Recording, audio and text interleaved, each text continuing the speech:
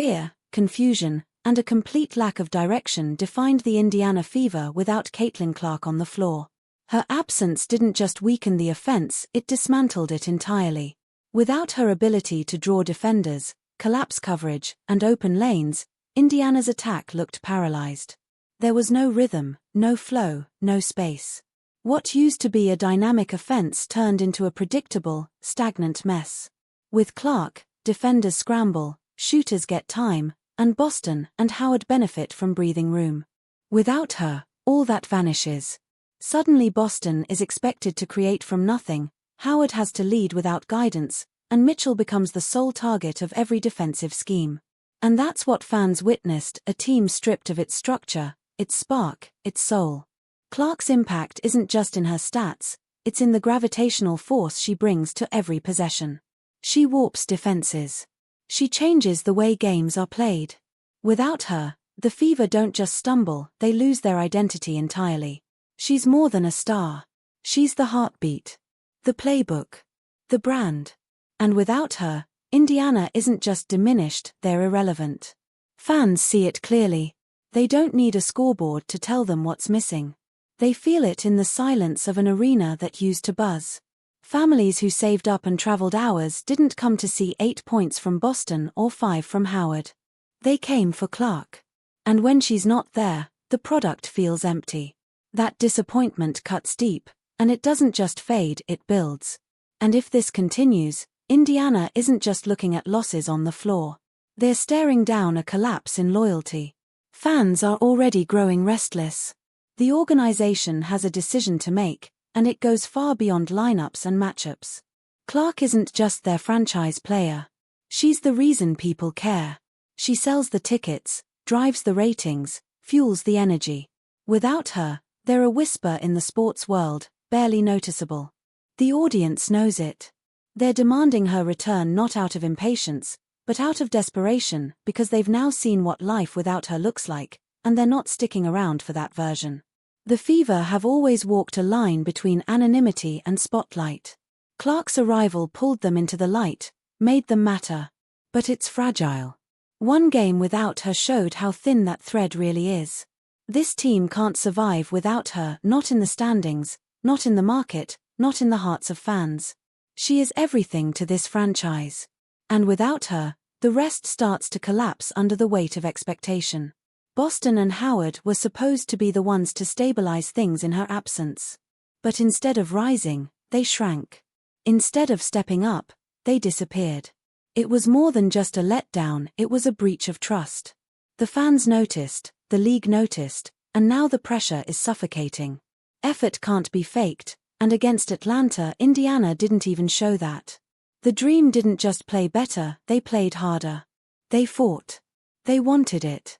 Indiana looked like they were waiting for the game to end. No urgency, no fire, no pride. That's what angers fans more than anything, not just the loss, but the lifelessness. Clark brings effort by just existing. Her presence forces the tempo, raises the energy, demands a response. Without her, it all flatlines. This isn't about rushing a return, it's about survival. One glimpse of the alternative was enough to spark a panic. Clark turned this forgotten franchise into something people cared about. But that relevance comes with a warning, it depends entirely on her. And if she's not there, the Fever don't just fall, they vanish. This game wasn't just a defeat. It was a signal flare. A brutal, humiliating message that this team, without its star, is unwatchable. And fans won't keep paying for irrelevance. The organization is playing a dangerous game, risking everything on one player's back. But Clark isn't just a player, she's a force of nature. And if this team keeps wasting her impact, dragging her down with mediocrity, then the question won't be whether fans stick around. It'll be whether Clark herself decides she's had enough. It was a night Fever fans will replay in their minds for all the wrong reasons. The absence of Caitlin Clark, Sophie Cunningham, and Chloe BBY didn't just impact the game, it gutted it. What was supposed to be a heated playoff clash became a slow, painful unraveling. Atlanta didn't just defeat Indiana, they dismantled them methodically, piece by piece, in front of a stunned home crowd. What played out wasn't merely a loss, it was a ruthless exposure. Without Clark, Indiana had no rhythm, no identity, no pulse. From the opening tip, the game slipped into a downward spiral. What remained on the floor was a shell of a team that had once looked promising. The final score, 80-68, barely captured the collapse. This wasn't a game that got away, it was never in reach. Atlanta sliced through Indiana's defense like it wasn't there and left the fieldhouse echoing with frustration and disbelief. The fans weren't just cheering for a team, they were clinging to the absence of one name, and without her, the energy vanished. The so-called supporting cast, the trio that was supposed to shoulder the burden in Clark's absence, Kelsey Mitchell, Aaliyah Boston, and Natasha Howard, faltered. Only Mitchell answered the call, and even she looked like she was trying to climb a mountain alone. She poured in 27 points in 33 minutes, battled in the lane, hit 9 of her 18 shots, and played like someone with something to prove. But her spark only made the silence around her louder. She was everywhere, while her teammates were nowhere. Boston, once hailed as the franchise's next cornerstone, played like a ghost. 3 of 9 shooting, just 8 points, and most of those came after the game was already lost. She didn't impose her will, she faded.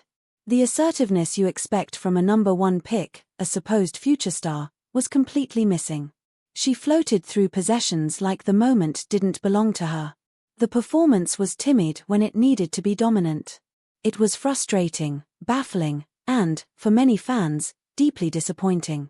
Then there was Howard, a veteran, a champion, someone who has been through wars. But on this night, she looked detached. 7 shots. 5 points. No urgency. No fire. She didn't just play poorly, she barely played with purpose. When the moment screamed for leadership, she whispered.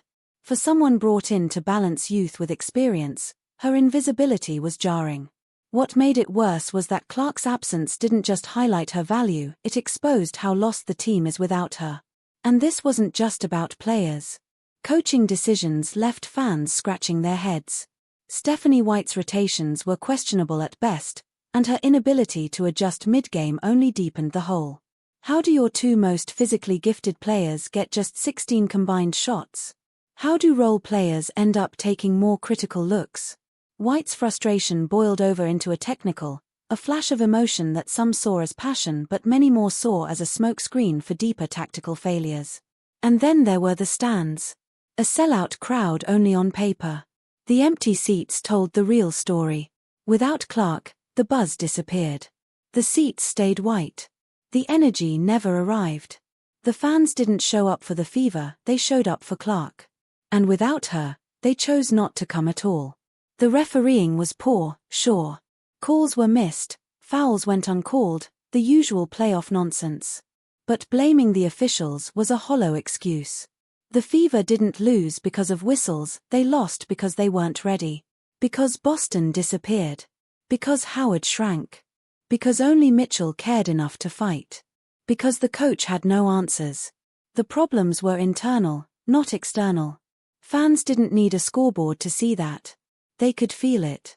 And they voiced their anger. Loudly. The message was clear: bring Clark back. Not tomorrow. Not next game. Now.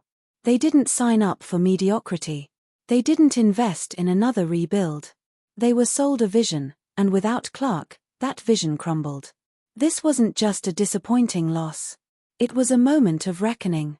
A hard look at a team that, without its star, becomes ordinary in every way. For Boston, excuses are starting to run out.